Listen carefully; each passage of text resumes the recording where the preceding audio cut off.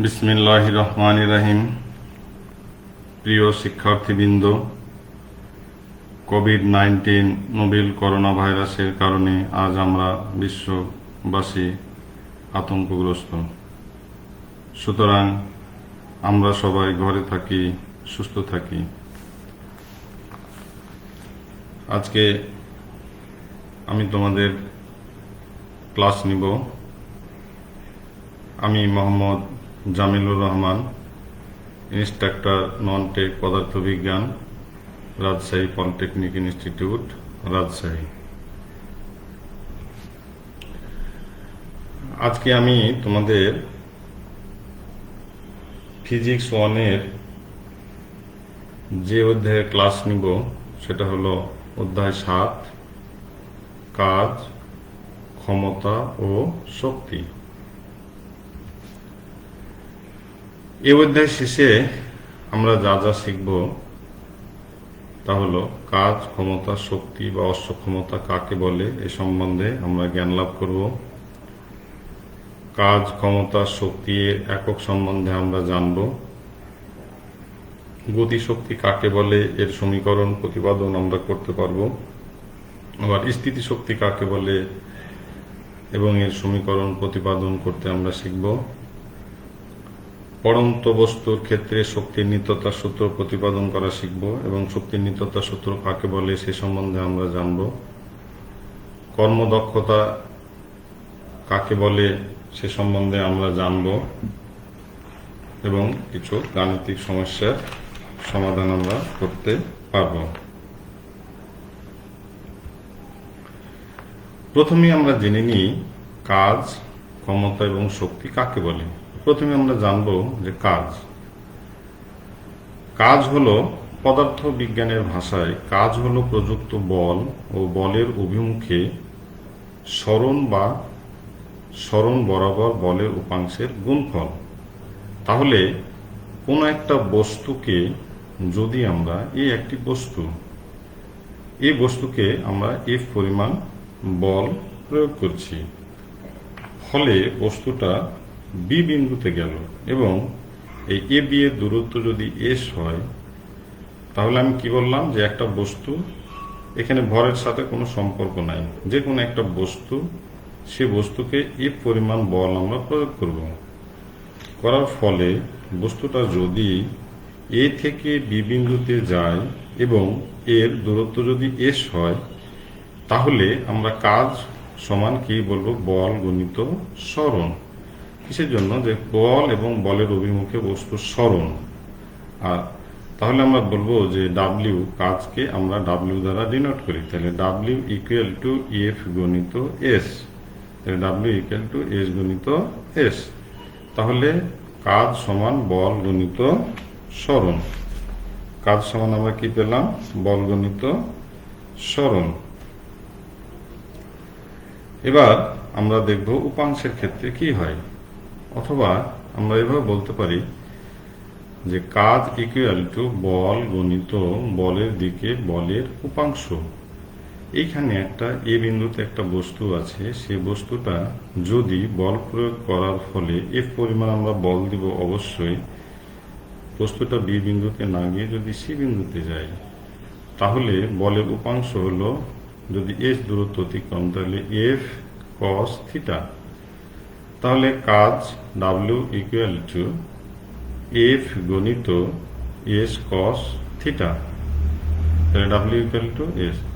এবার যদি এই থিটার পরিমাণটা 0 হয়, অর্থাৎ এ থেকে বিতেই যায়, তাহলে থিটা যদি হয়, তাহলে এই কস থিটা অর্থাৎ 0 যদি হয় থিটার মান, তাহলে কস 0 সমান হলো 1। তাহলে ডাব্লিউ ইকুয়াল টু এফ গণিত এস। তাহলে আমরা বলের উপাংশ দিয়েও দেখলাম, পূর্বে আমরা দেখলাম হলো সরণ দিয়ে, আর পরবর্তীতে আমরা দেখলাম হলো সেটা উপাংশ দিয়ে। তাহলে আমরা দুভাবে কাজের পরিমাপ করতে পারি। এবার কাজ বলের দিকেও হতে পারে অথবা বলের বিপরীত দিকেও হতে পারে। তাহলে বলের দিকের যে কাজটা, সেটাকে আমরা ধনাত্মক কাজ বলবো, বা ধনাত্মক বা বলের দিকে কাজ। কোনো বস্তুর উপর বল প্রয়োগ করলে যদি বলের প্রয়োগ বিন্দু বলের দিকে সরে যায়, অর্থাৎ বলের দিকে সরণ ঘটে, যেদিকে আমরা বল প্রয়োগ করব সেই দিকেই যদি বস্তুটা সরণ ঘটে, তবে সেই কাজকে আমরা বলবো কি ধনাত্মক কাজ বা বলের দ্বারা কাজ। অর্থাৎ কোনো একটা গাড়িকে যদি আমরা ধাক্কা দিই, তাহলে যেদিকে বল প্রয়োগ করব সেই দিকেই যদি বস্তুটি সরণ ঘটে, তাহলে সেটাকে আমরা কি বলবো বলের দ্বারা কাজ। এবার আমরা দেখে নিই যে ঋণাত্মক কাজ বা বলের বিরুদ্ধে কাজ। কোনো বস্তুর উপর বল প্রয়োগ করলে যদি বলের প্রয়োগ বিন্দু বলের বিপরীত দিকে সরে যায়, তাহলে আমরা যেদিকে বল প্রয়োগ করছি তার বিপরীত দিকে যদি সরণ ঘটে, তাহলে তাকে আমরা কি বলবো ঋণাত্মক কাজ বা বলের বিরুদ্ধে কাজ। ভারী কোনো একটা জিনিসকে আমরা বল প্রয়োগ করলে নিচের দিকে এসে চলে আসে, ফলে আমরা দেখতে পাচ্ছি যে বলের বিপরীত দিকে সরণ ঘটছে, তাহলে সেটাকে আমরা কি বলবো বলের বিরুদ্ধে কাজ বা ঋণাত্মক কাজ। তাহলে এটাকে আমরা যদি আবার রিপিট করি, কোনো বস্তুর উপর বল প্রয়োগ করলে যদি বলের প্রয়োগ বিন্দু বলের বিপরীত দিকে সরে যায়, অর্থাৎ বলের বিপরীত দিকে সরণ ঘটে, তাহলে সেই কাজকে আমরা কি বলবো ঋণাত্মক বা বলের বিরুদ্ধে কাজ। এবার আমরা দেখে নিই কাজের একক। তাহলে কাজের একক এমকেএস পদ্ধতিতে আমরা যদি নিই সেটা হলো জুল। এফপিএস পদ্ধতিতে যদি আমরা কাজের পরিমাপ করি তাহলে সেটা হলো ফুট পাউন্ডার। সিজিএস পদ্ধতিতে যদি আমরা নিই তাহলে কি হবে আর্ক। এটা বলের হলো পরম একক। কাজের মাত্রা সমীকরণ যদি আমরা দেখি তাহলে W equal to ml square T minus 2, ml square T minus 2।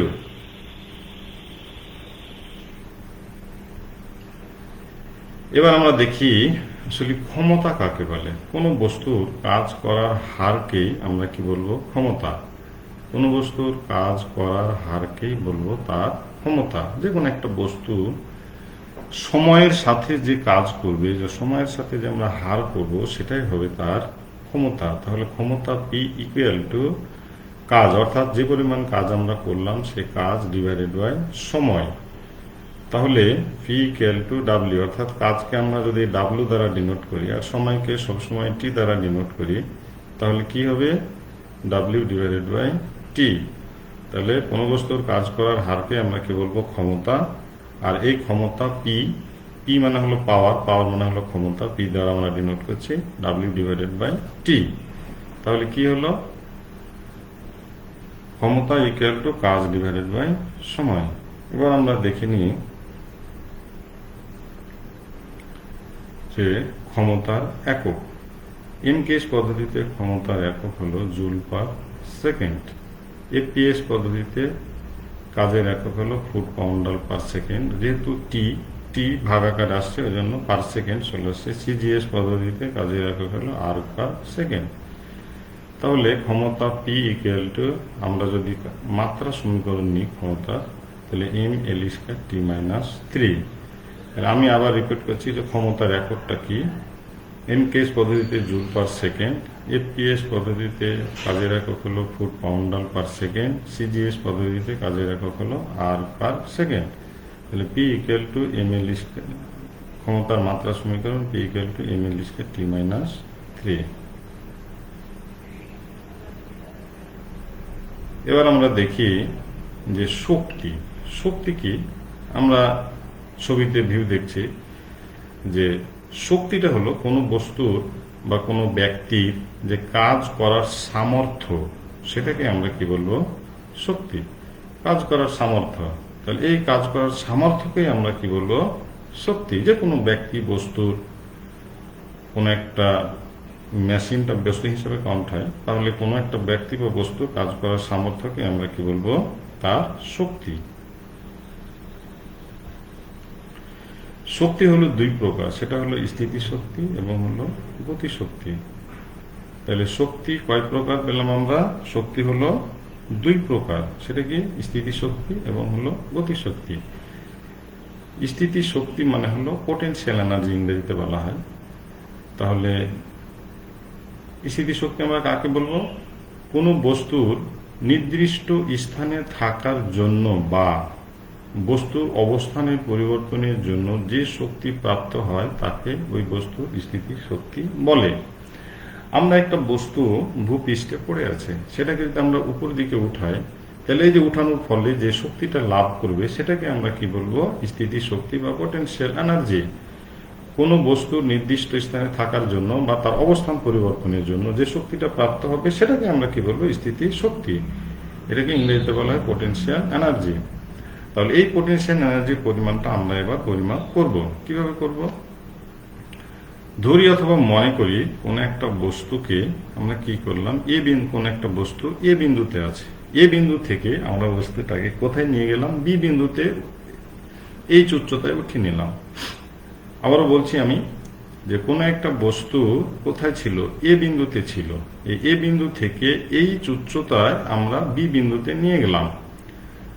তাহলে এম ভরের একটি বস্তুকে যদি বি বিন্দুতে আমরা নিয়ে যাই, তাহলে এম ভরের একটি বস্তুকে ভূপৃষ্ঠের এ বিন্দু হতে বি বিন্দুতে অভিকর্ষজের বিরুদ্ধে এই উচ্চতায় উঠানো হলো বা আনা হলো। তাহলে এ বিন্দু হতে বি বিন্দুতে আনতে যে বস্তুটির কৃত কাজ, কি কাজ করে, কতটুকু কাজ হলো?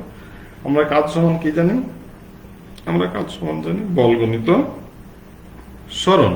কাজ সমান কি জানি? বল গণিত সরণ।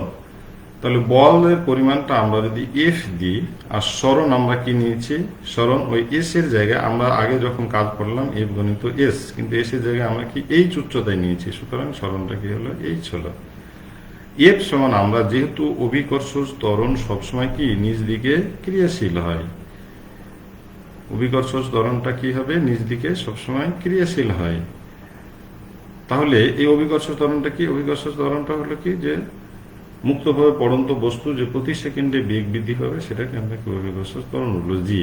তাহলে এই যে জিটা কি সবসময় নিজ দিকে ক্রিয়াশীল হয়, কেন্দ্রের দিকে, অভিকর্ষের দিকে। পৃথিবী যে কেন্দ্রের দিকে একটা বল দ্বারা আকর্ষণ করবে, এটা জি জি। তাহলে এখান থেকে তাহলে এফ ইকুয়ালটা আমরা পাচ্ছি হলো এম জি। এম ভর, যেহেতু ভর, তাহলে এম জি গুণিত হলো এইচ। তাহলে NGH, তাহলে কোন বস্তুর স্থিতি শক্তি বা স্থিতি শক্তি সমান আমরা কি লিখবো? NGH। আবার আমরা বলছি কোন একটা বস্তুকে এ বিন্দু থেকে আমরা বি বিন্দুতে নিয়ে গেলাম, নিয়ে যাওয়ার ফলে কি এইচ উচ্চতায় নিয়ে গেলাম। ফলে কি হলো? এ থেকে বি বিন্দুতে নিয়ে যেতে যে কৃত কাজ সেটাই হবে কি? তার স্থিতি শক্তি। তাহলে স্থিতিকৃত কাজ সমান আমরা কি জানি? বল গণিত সরণ। তাহলে এফ গণিত এইচ। তাহলে এফ সমান আমরা জানি এম জি গণিত হলো এইচ। তাহলে এম জি এইচ। তাহলে পোটেনশিয়াল এনার্জি সমান আমরা কি পেলাম? M G H. ভর গণিত অভিকর্ষ ত্বরণ গণিত হলো উচ্চতা। ভর গণিত অভিকর্ষ ত্বরণ গণিত হলো উচ্চতা। এবার আমরা দেখে নিব গতি শক্তি। গতি শক্তিকে ইংরেজিতে বলা হয় কাইনেটিক এনার্জি। গতিশক্তিকে কি বলবো আমরা? Kinetic energy. তাহলে কোন বস্তু বা গতিশীল বস্তু গতির জন্য যে শক্তি লাভ করে তাকে আমরা কি বলবো? গতিশক্তি বলবো। তাহলে কোনো একটা বস্তু আমরা অন্যভাবে বলতে পারি যে কোনো একটি বস্তুতে থাকার জন্য, গতিশীল অবস্থায় থাকার জন্য যে শক্তি গেইন করে তাকে আমরা গতিশক্তি বলতে পারি। ঠিক আছে, এবার আমরা দেখব যে গতিশক্তি আমাদের কতটুকু হয়। গতিশক্তি সমান আমাদের কতটুকু? গতিশক্তির সমীকরণটা আমরা এবার প্রতিপাদন করব। তাহলে ধরি এম ভরের একটি স্থির বস্তুর উপর এফ সমমানের বল কাজ করে বস্তুটাকে কি করলো? এস দূরত্বে সরালো। তাহলে ধরি বস্তুটি এ সময় এ সমতরণে চলে বেগ যদি হয় ভি। তাহলে আমি ছবিতে জিনিসটা ক্লিয়ার করছি, সেটা হলো প্রিয় শিক্ষার্থীবৃন্দ একটু খেয়াল করে দেখো যে এম ভরের একটি বস্তু এখানে আছে, এ বিন্দুতে অবস্থান করেছে। এর আমরা এফ পরিমাণ বল যদি প্রয়োগ করি, প্রয়োগ করার ফলে বস্তুটা বি বিন্দুতে গেল এবং বি বিন্দুতে যাওয়ার ফলে তার বেগটা কি হলো? তার বেগটা হলো ভি। অবস্থা এখানে কিন্তু আমরা প্রথমে বলছি স্থির বস্তু। স্থির বস্তু মানে হলো আদিবেগ সমান হলো 0। তাহলে এ থেকে বিতে যদি এস দূরত্ব অতিক্রম করার ফলে ইহা যদি ভি বেগ প্রাপ্ত হয়, তাহলে এ সময় অবশ্যই ত্বরণ হয়েছে। তাহলে বস্তুটির এ যদি সমত্বরণ অবশ্যই হতে হবে, তাহলে সমত্বরণে এ থেকে বি বিন্দুতে গেলাম, ঠিক আছে। তাহলে তাহলে এখানে আদি বেগটা কি হবে? আদি বেগটা হবে 0 আর শেষ বেগটা হবে ভি। এ থেকে বিতে যেতে এস দূরত্ব অতিক্রম করলো এবং এই সময় তার বেগটা কি হলো? ভি হলো। বস্তুটির ভর কত ছিল? বস্তুটির ভর ছিল হলো এম।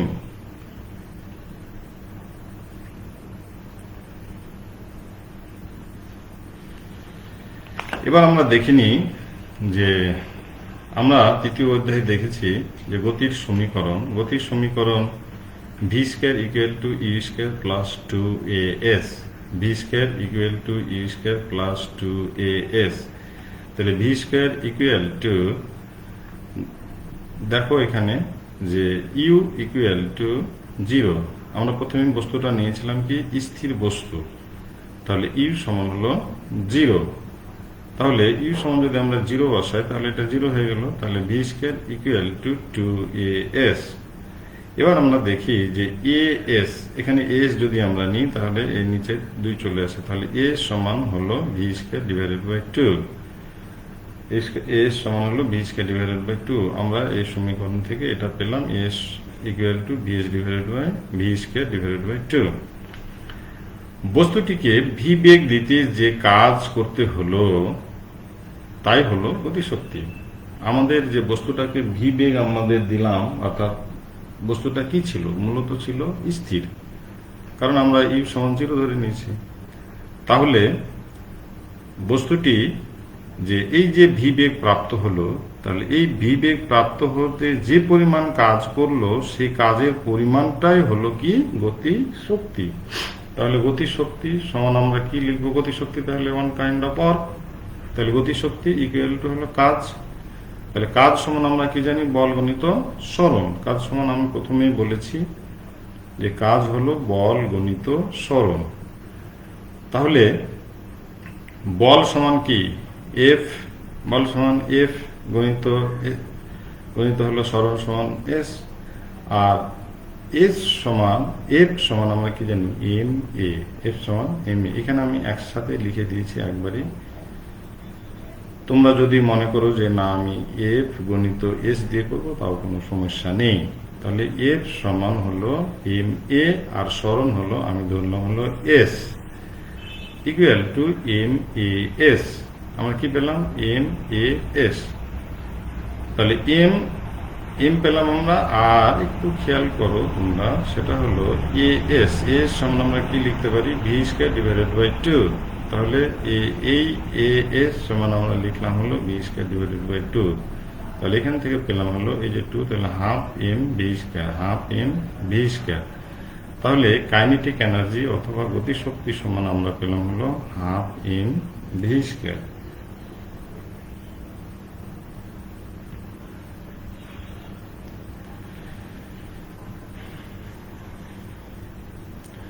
এবার আমরা দেখব শক্তির নিত্যতা সূত্র। শক্তি অবিনশ্বর, এর সৃষ্টিও নেই বা ধ্বংস নেই। এটি কেবল এক রূপ থেকে অন্য রূপে পরিবর্তিত হতে পারে, কিন্তু রূপান্তরের আগে ও পরে মোট শক্তির পরিমাণ নির্দিষ্ট এবং অপরিবর্তনীয় থাকে। তাহলে কি বলছি? শক্তি কি হবে? শক্তি কি? এনার্জি অবিনশ্বর, এর সৃষ্টিও নেই, ধ্বংস নেই। এটি কেবল এক রূপ থেকে অন্য রূপে পরিবর্তিত হতে পারে। যে কোনো শক্তি একটা রূপ থেকে কি করবে? অন্য রূপে পরিবর্তিত হতে পারে, কিন্তু শর্ত হলো রূপান্তরের আগে ও পরে মোট শক্তির পরিমাণ নির্দিষ্ট এবং অপরিবর্তনীয় থাকবে। কি হবে? সবসময় নির্দিষ্ট থাকবে। এবার আমরা দেখব মুক্তভাবে পড়ন্ত বস্তুর ক্ষেত্রে শক্তির নিত্যতার সূত্রের প্রমাণ আমরা দেখব। যে আচ্ছা ঠিক আছে, শক্তি যে এক রূপ থেকে অন্য রূপে যায়, কিন্তু মোট শক্তির পরিমাণটা কি থাকে, অপরিবর্তনীয় থাকে কি না, সেটা আমরা দেখব কিভাবে। মুক্তভাবে পড়ন্ত একটা বস্তু নিব এবং এই বস্তুটাকে উপর দিক থেকে ফেলে দিলে আমরা দেখব বিভিন্ন বিন্দুতে দেখে দেখব যে এখানে মোট শক্তির পরিমাণটা সমান থাকছে কি না। তাহলে এম ভরের একটি বস্তুকে ভূপৃষ্ঠ থেকে এই উচ্চতায় এই বিন্দুতে উঠিয়ে আমরা কি করলাম, স্থির করলাম। আমি ছবি দেখাচ্ছি, ছবি দেখলে ক্লিয়ার হবে তোমরা প্রিয় শিক্ষার্থীবৃন্দ। আমরা কি করলাম যে আমরা প্রথমে এই বিন্দুতে নিয়ে নিলাম একটা কি বস্তুকে, এম ভরের একটি বস্তুকে এই বিন্দুতে নিয়ে নিলাম। এবার নেওয়ার পরে এবার আমরা ছেড়ে দিব। আসলে মূলত আমরা বিভিন্ন বিন্দুতে আসলে কনসিডার করব কি, এই বিন্দুটা, এই বিন্দুতে বস্তুটি কি আছে, স্থির আছে। তাহলে ভূপৃষ্ঠ থেকে উচ্চতা কতটুকু হলো, এইচ। একটু খেয়াল করো, দেখো যে যদি আমরা কোন একটা বস্তুকে এই উচ্চতায় উঠিয়ে নিয়ে এই বিন্দুতে স্থির অবস্থায় আছে, এই বিন্দুতে স্থির অবস্থায় আছে, তাহলে ভূপৃষ্ঠ থেকে আসলে দূরত্বটা হলো এইচ। তাহলে এই বিন্দুতে যদি আমরা এবার কি করব, আমরা বস্তুটিকে ছেড়ে দেব। ছেড়ে দিলে একবার আমরা বি বিন্দুতে, এখানে দেখো যে এ বিন্দু থেকে আসবে হলো বি বিন্দুতে কত পরিমাণ দূরত্ব, এক্স পরিমাণ দূরত্ব। তাহলে এই যে বি বিন্দুতে, বি বিন্দুর উচ্চতা ভূপৃষ্ঠ থেকে কতটুকু হবে, টোটাল উচ্চতা যদি এইচ হয়, তাহলে বি বিন্দুতে উচ্চতাটা কি হবে, এইচ মাইনাস এক্স, কারণ এই জায়গাটা হলো এক্স। তাহলে কি হবে, এইচ মাইনাস এক্স। আবারও বলছি আমরা, টোটাল এ সি পরিমাণ সমান হলো এইচ। তাহলে এ থেকে যদি বস্তুটা পড়ে যায়, কত পর্যন্ত পড়লো, কি দূরত্ব অতিক্রম করলো, এক্স দূরত্ব অতিক্রম করলো। তাহলে বি বিন্দুতে উচ্চতা কতটুকু হলো, কিন্তু আমরা সবসময় ভূপৃষ্ঠ থেকে কাউন্ট করব, এইচ মাইনাস এক্স। তাহলে এবার আমরা দেখে নিই, আমরা এই বিন্দুতে স্থিতিশক্তি এবং গতিশক্তির পরিমাণ দেখব, বি বিন্দুতে আমরা দেখব স্থিতিশক্তি এবং গতিশক্তির পরিমাণটা কতটুকু হবে। কারণ এখানে মোট শক্তি, এখানে দুই প্রকার শক্তি কাজ করছে, সেটা হলো একটা হলো স্থিতিশক্তি এবং অন্যটা হলো গতি শক্তি। এ বিন্দুতে স্থিতিশক্তি, স্থিতিশক্তি যখন আমরা পড়েছিলাম, পোটেনশিয়াল এনার্জি সমান হলো ভর গুণিত অভিকর্ষ ত্বরণ গুণিত হলো উচ্চতা।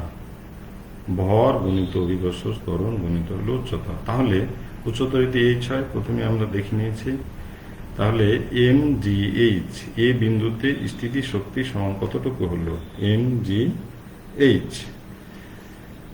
এবং গতিশক্তি যেহেতু এখানে স্থির অবস্থায় আছে, তাহলে তার গতিশক্তি কি হবে, অটোমেটিক্যালি শূন্য হবে। আর একটু খেয়াল করো, কারণ এই বিন্দুতে আমরা উঠে নিয়ে এখানে স্থির করে রেখেছিলাম, তাহলে গতিশক্তি কি হবে, শূন্য। তাহলে স্থিতি এ বিন্দুতে মোট শক্তি কতটুকু হলো, কি বলেছিলাম আমি, বললাম আমি যে দুইটা শক্তি আমরা দেখবো, স্থিতিশক্তি এবং গতিশক্তি। তাহলে মোট শক্তি হলো, গতিশক্তি কি শূন্য, আর স্থিতিশক্তি কি এম জি এইচ, তাহলে ইকুয়ালটা হলো এম জি এইচ। এবার আমি বললাম যে বস্তুটাকে ফলিং হচ্ছে, কিন্তু পড়ে যাচ্ছে। এখন এ বিন্দু থেকে বস্তুটিকে খাড়া মুক্তভাবে পড়তে দিলে বস্তুটি যতই নিচে পড়তে থাকবে ততই কি হবে, স্থিতিশক্তিটা গতিশক্তিতে রূপান্তরিত হবে। আমরা যখন এ বিন্দু থেকে, এ বিন্দুতে কি আছে, পোটেনশিয়াল এনার্জি আছে কতক্ষণ পরিমাণ, এম জি এইচ পরিমাণ। এই বস্তুটাকে যদি আমরা পড়তে দিই, তাহলে কি হবে, এই যে পোটেনশিয়াল এনার্জিটা আছে, স্থিতিশক্তিটা কি হবে, আস্তে আস্তে কমতে থাকবে এবং কি হবে, গতিশক্তি বাড়তে থাকবে। বাট এখানে কিন্তু স্থিতিশক্তির পরিমাণটা কি হবে, এখানে স্থিতিশক্তির পরিমাণটা এমজিএইচ, কিন্তু গতিশক্তির পরিমাণটা হবে শূন্য। এখানে কি ছিল, গতিশক্তি শূন্য ছিল, কিন্তু এখান থেকে পড়ার ফলে কি হবে, স্থিতিশক্তি কমে যাবে, গতিশক্তি আস্তে আস্তে বেড়ে যাবে, এখানে বাড়তে থাকবে। তাহলে ওই কথাটা বলছে যে স্থিতিশক্তি কি হবে, কমতে থাকবে, গতিশক্তি বাড়তে থাকবে। মুক্তভাবে পড়তে দিলে যতই নিচে পড়তে থাকবে, স্থিতিশক্তি গতিশক্তিতে রূপান্তরিত হতে থাকবে। তাহলে এবার আমরা দেখে নিই, বি বিন্দুতে মোট কি স্থিতিশক্তি এবং গতিশক্তির পরিমাণটা আমাদের কতটুকু হয়। ধরি বস্তুটি একটি নির্দিষ্ট সময় পরে এক্স দূরত্ব অতিক্রম করে বি বিন্দুতে পৌঁছানোর মুহূর্তে ভি বেগ প্রাপ্ত হলো। এটা আমরা মনে করে নিলাম যে যখন এ থেকে বি বিন্দুতে পড়ছিল তখন এক্স দূরত্ব অতিক্রম করার ফলে বি বিন্দুতে কি হলো, বি বিন্দুতে ভি বেগ প্রাপ্ত হলো। তাহলে ভি বেগ যদি প্রাপ্ত হয় তাহলে বি বিন্দুতে স্থিতি শক্তি কতটুকু হবে? স্থিতি শক্তি সমান আমরা কি জানি, mgh। কিন্তু এখানে একটু খেয়াল করতে হবে যে ভূপৃষ্ঠ থেকে উচ্চতা কতটুকু ছিল, h মাইনাস এক্স। তাহলে mgh মাইনাস এক্স হবে। তাহলে এটা আমরা হয়তো গুণ করে নিই, mgh মাইনাস mgx। এবার বি বিন্দুতে আমরা দেখিনি গতিশক্তি সমান আমরা কি জানি, হাফ এম ভি স্কয়ার। কিন্তু বি বিন্দুতে কতটুকু হয় তা আমরা বের করি। তাহলে গতিশক্তি সমান আমরা জানি হলো half M V square equal to half M আমরা নিলাম। ভি স্কয়ার সমান আমরা কি জানি, V square equal to U square plus হলো আমরা একটা V square equal to U square minus 2gx। ওই সূত্র থেকে যদি আমরা u ইকুয়াল টু 0 বসায়, V square equal to U square plus 2gx, ওখান থেকে যদি u এর মান আমরা 0 বসাই তাহলে আমরা কি পাই, V square equal to ugx। V square সমান আমরা কত পেলাম, ugx। তাহলে ভি স্কয়ার সমান আমরা মানটা বসিয়ে দিলাম 2gx। তাহলে এই টু কেটে গেল, তাহলে আমরা কি পেলাম, mgx। তাহলে বি বিন্দুতে গতিশক্তি সমান আমরা কি পেলাম, mgx। বি বিন্দুতে কি পেলাম আমরা, গতিশক্তি কি পেলাম হলো mgx। আর বি বিন্দুতে আমরা কিন্তু স্থিতি শক্তি পেয়েছি কি, mgh মাইনাস mgx। আমি প্রথমে বলেছিলাম যে এ বিন্দুতে এবং বি বিন্দুতে গিয়ে আমরা দেখব যে স্থিতি শক্তি এবং গতিশক্তিটা কি হয়। তাহলে আমাদের বি বিন্দুতে কি হলো, মোট শক্তির পরিমাণ কতটুকু হলো, স্থিতি শক্তি প্লাস গতিশক্তি। তাহলে স্থিতি শক্তি আমরা কি পেয়েছিলাম, mgh মাইনাস mgx। আর কি পেয়েছিলাম, গতিশক্তি সমান কত, mgx। তাহলে mgh মাইনাস mgx প্লাস হলো mgx। তাহলে mgx কেটে গেল, প্লাস এবং মাইনাস mgx কেটে গেল, কত পেলাম আমরা, mgh। এই যে এ বিন্দুতে মোট শক্তির সমান, এ বিন্দুতে আমরা কতটুকু পেয়েছিলাম আমরা দেখিনি, এ বিন্দুতে কত পেয়েছিলাম, mgh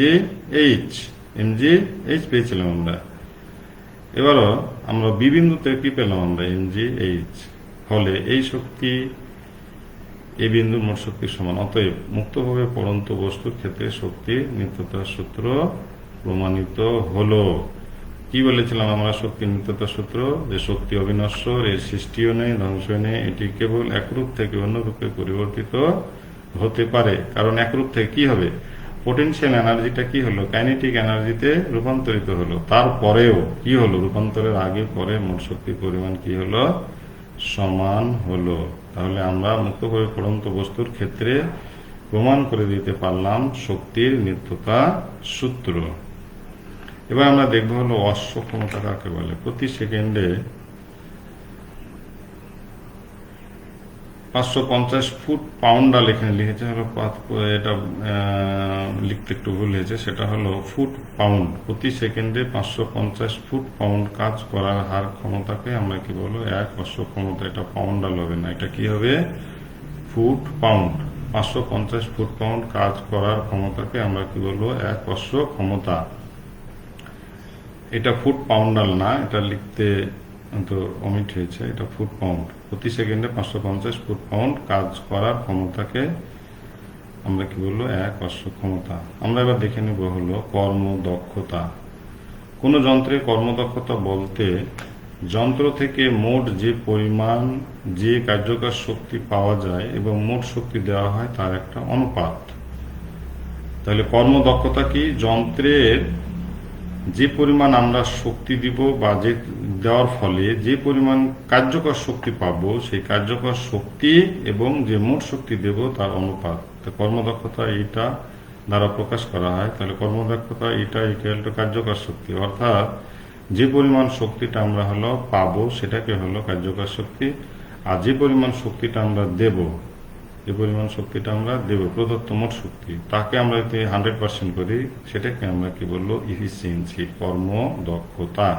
আবারও বলছি, কোনো যন্ত্রের কর্মদক্ষতা বলতে যন্ত্র থেকে মোট যে পরিমাণ কার্যকর শক্তি পাওয়া যায়, অর্থাৎ কার্যকর শক্তি এবং যে পরিমাণ মোট শক্তি আমরা দিলাম তাকে আমরা যদি অনুপাত করি 100% করি, তাহলে আমরা কি পাবো, কার্যকর কর্মদক্ষতা।